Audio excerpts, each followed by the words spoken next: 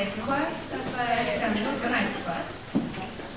През 1953 година американецът Джеймс Уотсън и англичанинът Франсис Крик откриват двойната спирала на ДНК, нуклеинова киселина, която носи генетичния код за развитие на всички клетъчни форми на живота.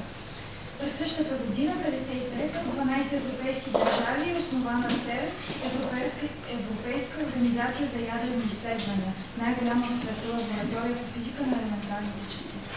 На 27 юни 1954 година започва да работи първата в света атомна електроцентрала в бившия Съветски съюз.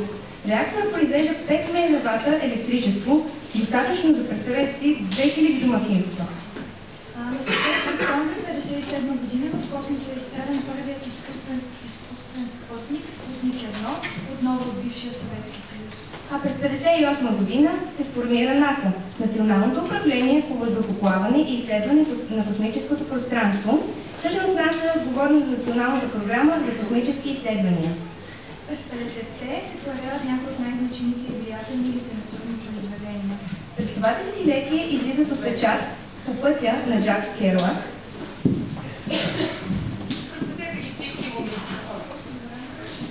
книги и улица на Владимира Набоков, Атлас изправи ramена на Айн Ранд, Звездни рейнджери на Робърт Хайлайн, Марсиански хроники, Вино от бухарчета на Рей Бредбъри, Спасителят кръща на Селинджър, Старецът и морето на Ърнест Хемингуей, трилогията Властелинът на пръстените на Толкин, Казино Роял на Ян Флеминг, Повелителят на мухите на Уилям Голдинг.